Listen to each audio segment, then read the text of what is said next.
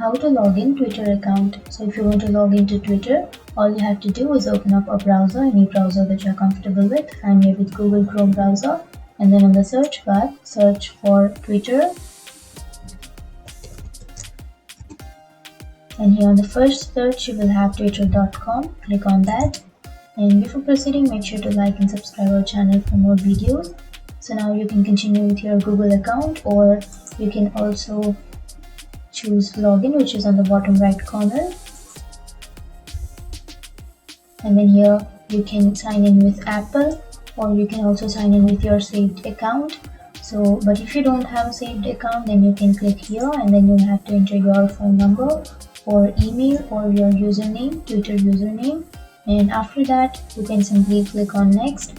But if you forgot your password, you have a forgot password option here. You can simply click on forgot password, and then you can reset your password from here. And after entering your email address, click on next. And then you have to enter your password.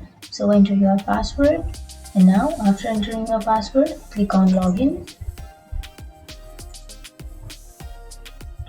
And that's it, guys. That's how you log into your Twitter account. And if you have any questions, feel free to comment below. Thanks for watching.